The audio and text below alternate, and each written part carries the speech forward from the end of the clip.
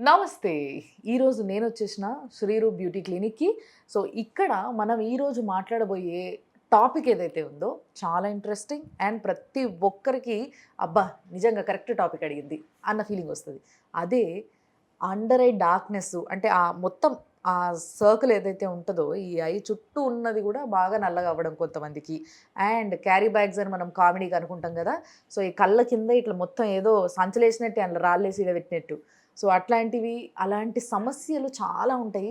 వాటిని మనం ఎట్లా క్లియర్ చేసుకోవాలి? దానికి ఏమైనా ట్రీట్మెంట్ ఉందా?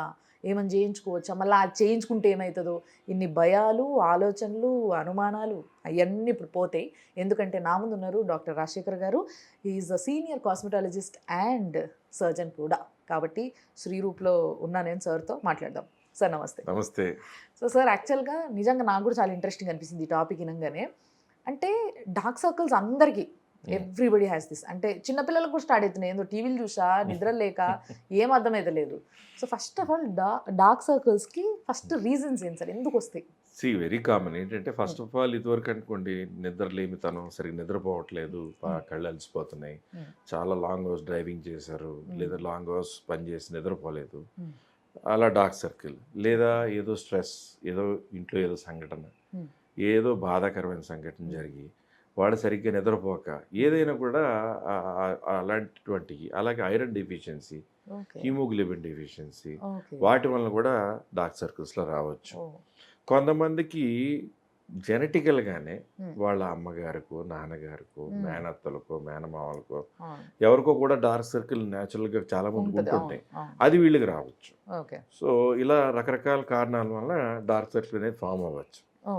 ఇంకొకటి ఏంటంటే ఎక్కువ ఫోన్లు, ఇప్పుడు జనరేషన్, లేదా టీవీ మీద అలా కూర్చుని, లేదా గేమింగ్ ఆడుతుంటారు, కళ్ళు అసలు అలసిపోతుంటాయి. సో అప్పుడు ఏమవుతుందంటే ఆ కళ్ళు అలసిపోవడం వలన కూడా, నిద్ర సరిగ్గా ఉండకపోవడం వల్ల కూడా ఐ స్ట్రెయిన్ అయ్యి ఐ సైట్ కొంచెం డెవలప్ అయ్యేటప్పుడుగా ఉండి ఐ స్ట్రెయిన్ అవుతున్నప్పుడు కూడా డార్క్ సర్కిల్ రావచ్చు.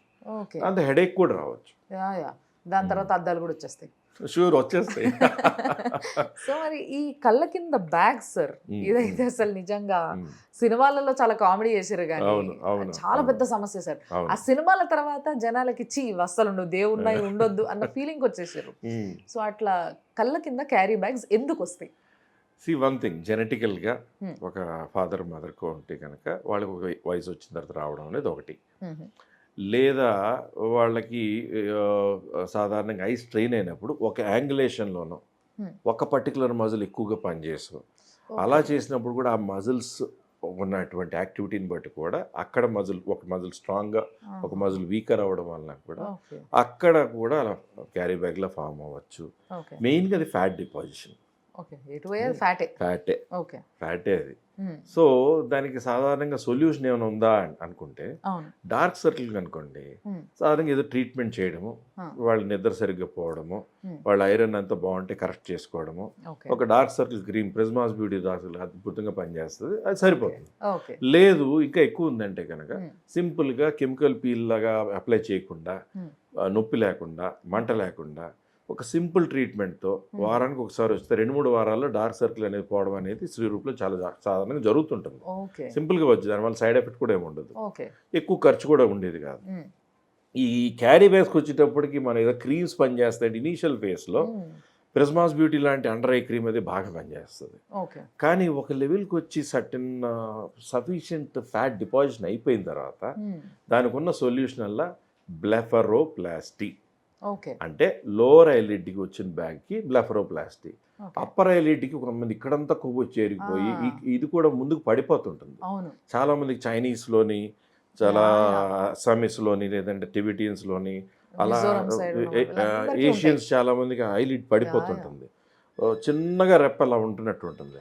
సో వాళ్ళకి ఏంటంటే అప్పర్ ఐలిడ్ బ్లెఫరోప్లాస్టీ అని చేయడం జరుగుతుంటుంది. సో లోవర్ ఐలిడ్ బ్లెఫరోప్లాస్టీ అంటే ఏంటంటే ఎలా చేస్తారంటే, చాలా మంది భయపడతారు. ఫర్ ఎగ్జాంపుల్ నిన్నే ఒకళ్ళకి చేసాం, కన్ను కదా భయపడతారు. కానీ అనస్థీషియా క్రీమ్ రాసి చక్కగా రెస్ట్ ఇచ్చిన తర్వాత అప్పుడు అది క్లీన్ చేశాక కింద కన్ను రెప్ప ఉంది కదా, ఆ కన్ను రెప్ప కింద మార్జిన్లో చిన్నగా మార్కింగ్ లాగా చిన్న మార్కింగ్ పెన్తో ఓకే. చిన్న మార్కింగ్ వేసుకొని ఒక సన్న లైన్ లాగా అక్కడ నొప్పి తెలియకుండా ఇలా వెళ్ళకుండా ఇలా సైడ్ నుంచి ఓకే. కొంచెం కొంచెం కొంచెం కొంచెం లోకల్ ఎనస్థెటిక్ లైవ్ ఇచ్చుకుని ఇచ్చిన తర్వాత దాన్ని ఒక స్కిల్ఫుల్గా స్మైల్ చిన్న ఆయన నొప్పే తెలియకుండా వాళ్ళకి రెప్ప కదలకుండా అలా వేరేగా ఏదో పెట్టుకుని దాంతో చిన్నగా ఒక కట్ చేసి అలా ఓపెన్ చేయగానే ఫ్యాట్ కనబడుతుంది. ఓకే. ఇలా ఫ్యాట్ కనబడుతుంది లోపల.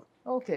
అప్పుడు ఆ ఫ్యాట్ని మనం ప్రెస్ చేసి ఇలా అనేటప్పుడు పైకి లేవగానే దాన్ని ఫ్యాట్ని బ్లీడింగ్ లేకుండా నీట్గా తీసేయడం. ఆ ఫ్యాట్ ఎంత ఉందో అంతా తీసేసి ఆ స్కిన్ మరి ఎక్కువగా ఉంటుంది కదా, ముడతలు అయిపోతాయి కదా, లూజ్ స్కిన్ అయిపోద్ది కదా. సో దాన్ని ఎంతవరకు అడ్జస్ట్ చేస్తే కరెక్ట్గా టైట్గా ఉంటుంది అనేది అడ్జస్ట్ చేసి మళ్ళీ కుట్లు కూడా కనపడకుండా ఆ కోసిన లైన్ కూడా విడినట్టే తెలియకుండా సన్నగా ఇక్కడి నుంచి ఒక 0.6 మిల్లీమీటర్ తిన్న స్టిచ్ అది ఇక్కడ ప్లాస్టర్తో వేసి ఇక్కడి నుంచి ఎంటర్ అయిన తర్వాత అలా కుట్లు అలా అలా అలా అలా కుట్టు వేసుకుంటూ ఇటు నుంచి బయటకు వచ్చేసాక మళ్ళీ ఇక్కడ ప్లాస్టర్ వేస్తారు. సో ఆ కుట్టు వేసిన మార్జిన్ మీద కూడా వాటర్ ప్రూఫ్ ప్లాస్టర్ వేసేసి చిన్న డ్రెస్సింగ్ పెట్టి కొన్ని గంటలు ఇంటికి వెళ్ళిపోతారు. హాస్పిటల్ అడ్మిట్ అయ్యేది కాదు ఇది. అలాగా మళ్ళీ ఈ 11 days తర్వాతనే ఆ ప్లాస్టర్ తీసి ఈ స్టిచ్ ఇలా లాగితే ఆ కుట్టు బయటకు వచ్చేస్తుంది. అయితే అసలు ఏ మార్క్ ఉండదు. So number 1. ఇంకొకటి ఏంటంటే చేశాక అక్కడ ఎర్రగా కమిలినట్టు కొంచెం వాపు అనేది ఫస్ట్ 4-5 days 1 week వరకు ఉండొచ్చు. Pain mild pain first day కొంచెం ఉంటే ఉండొచ్చు. అంతకు మించి దీని గురించి భయపడేది ఏమీ లేదు. ఓకే. సో మరి ఒకవేళ అంటే ఇప్పుడు మనకి ఇక్కడ లైన్స్ వస్తూ ఉంటాయి, ఫోల్డ్స్ లైన్స్ వస్తాయి, అవి జనరల్గా ఎవరికైనా వస్తూ ఉంటాయి. సో ఆ ఫోల్డ్స్ దాని వల్ల రావడము తర్వాత అంటే ఇప్పుడు మనం కట్ చేసినాం కాబట్టి అక్కడ తర్వాత ఫోల్డ్ రావడము అట్లాంటివి కూడా ఏముండవా సార్? ఏముండవు అసలు మినిమం కనిపించదు. కన్ను రెప్పలా ఉందా కిందది ఇలా ఇలా కన్ను రెప్పలు తెరుచుకున్నాయి కదా ఈ కిందకి ఇది పైకి. ఈ కన్ను రెప్ప మార్జిన్ కి కరెక్ట్ కన్ను రెప్ప మార్జిన్ లో కింద నుంచి వెళ్తుంది అనమాట. చాలా ఆనుకుని కట్ల మొత్తం దగ్గరగా ఆ హెయిర్ కొంచెం దూరంగా ఆ హెయిర్ రూట్ పాడవకుండా కొంచెం దూరంగా అలా ఒక లైన్ లో వెళ్తుంది. వెళ్ళి ఆ కట్ నుంచి అలా ఓపెన్ చేస్తే కింద ఫ్యాట్ అలా కనపడుతుంటుంది. ఆ ఫ్యాట్ ని తీసిన తర్వాత ఏ బ్లీడింగ్ లేకుండా చూసుకుని కరెక్ట్గా స్కిన్ అడ్జస్ట్ చేసి ఆ తర్వాత మళ్ళీ అక్కడ మజిల్ని స్కిన్ని కుట్టేయడం. పైన అయినా కూడా సేమ్ అంటే వేరే లెవెల్లో ఎక్కడైతే మనం కన్ను తెరుస్తామో ఇలా తెరవగానే ఎక్కడైతే ఫోల్డ్ పడద్దో ఆ ఫోల్డ్ దగ్గర మార్కింగ్ వేసుకుంటారు. సో మీరు మాట్లాడుతున్నప్పుడు చూస్తున్నప్పుడు మీకు స్కార్ కనపడదు. సో ఆ ఫ్యాట్ కూడా ఈ లోపల ఉంటుంది. ఆ ఫ్యాట్ని తీసేసి ఈ స్కిన్ ఎవరికైనా ఎక్సెస్ ఉందనుకోండి ఆ స్కిన్ మాత్రమే పైన సన్నని పొరలాగా ఇదంతా లోకల్ ఎనస్థీషియాలోనే. అమ్మో కన్ను మీద కదా ఏమైనా అయిపోద్దా అనుకుంటే పర్ఫెక్ట్ సర్జన్ పర్ఫెక్ట్ స్మూత్ గా చక్కగా చేయగలిగేటట్లయితే అసలు స్కార్ కనపడదు, ఎగుడు దిగుడు రాదు, చిన్న బంప్ కూడా ఉండదు, నీట్ గా ఉంటుంది. అంటే కంటికి సన్న సన్న నరాలు ఉంటాయి అని చెప్పేసి అందరికీ తెలుసు. సో వాటికి ఏం ఎఫెక్ట్ కాదా ఫ్యూచర్ లో? నరాలు అనేవి మన కంటికి ఆప్టిక్ నర్వ్ అని సప్లై ఉంటుంది. వీటికి బ్లడ్ వెజల్స్ అనేవి అలాగే చిన్న నర్వ్ ఫైబర్స్ ఉంటాయి, అందుకే స్పర్శ ఉండేది. కానీ అక్కడ మనం కట్ చేసే ఏరియాలో కూడా చాలా సన్నని రక్తనాళాలు తగులుతాయి తప్ప అవి బ్లీడింగ్ లేకుండా చిన్నగా కాటరీ అని దాంతో అలా అలా టచ్ చేస్తే బ్లీడింగ్ ఆగిపోద్ది. క్లీన్ ఫీల్డ్తో చేసుకోవచ్చు. ఓకే. సో నాకు తెలిసి చేయించుకుంటే చాలా యంగ్ గా కూడా కనిపిస్తామేమో, ఎందుకంటే ఆబ్వియస్లీ మీకు ఫోల్డ్స్ వచ్చేసి రకరకాల రింకిల్స్ వచ్చేస్తే that's a sign of ageing. So అది కరెక్ట్ చేయగానే ఒక 20 years వెనక్కి వెళ్ళిపోద్ది. చాలా మందికి స్కిన్ అంతా బాగుంది కానీ నాకు ఇదే ప్రాబ్లం అని అనుకుంటా ఉంటారు. వాళ్ళకి మాత్రం అద్భుతమైన సొల్యూషన్ ఇది నిజంగా చెప్పాలంటే. సో దీనికి ఎటువంటి సైడ్ ఎఫెక్ట్స్ చాలా రోజుల వరకు ఉండవు. అండ్ మీరు అన్నట్టు ఓన్లీ సైడ్ ఎఫెక్ట్ అనేది కొంచెం మైల్డ్ పెయిన్, అంతే, కొంచెం అక్కడ వాపు లోకలైజ్ గా లోపల వాపు రావడము, కొంచెం స్కిన్ బాగా కమిలినట్టు అవ్వడము, అన్నీ అటువంటి తప్ప వేరే ఎటువంటి సైడ్ ఎఫెక్ట్ ఉండదు. హ్యాపీగా చేయించుకోవచ్చు ఎవరైనా, బ్రహ్మాండంగా చేయించుకోవచ్చు. Wonderful sir. ఇప్పుడు షుగర్ బాగా ఎక్కువ ఉందనుకోండి, షుగర్ కొంచెం కంట్రోల్లో ఉంటాయి, అంతే తప్ప వేరే ఎటువంటిది లేదు. షుగర్ కంట్రోల్ ఉంటే చాలు.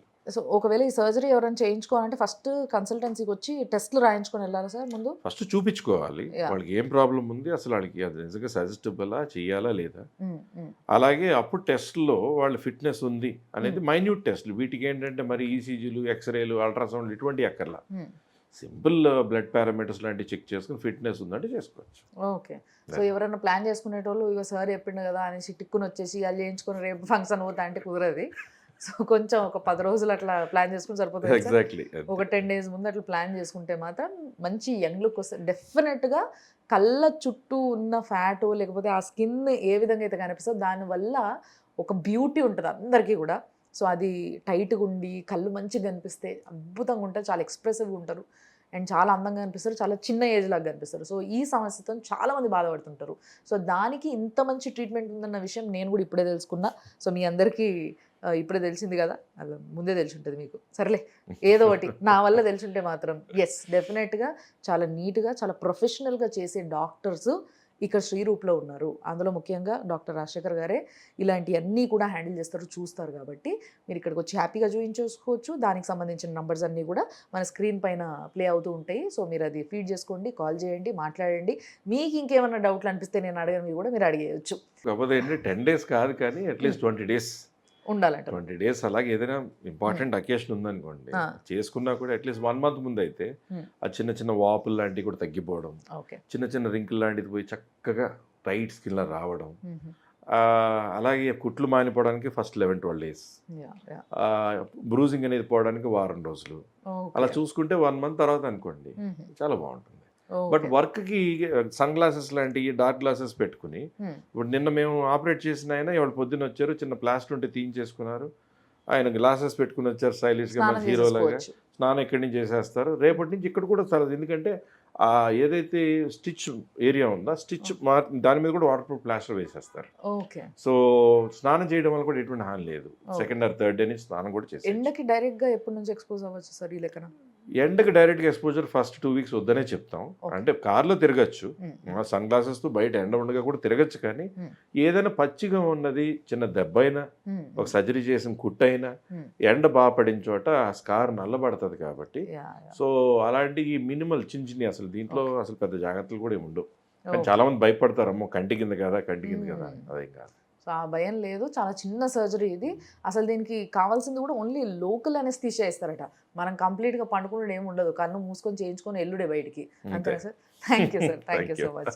సో అదన్నట్టు ముచ్చట.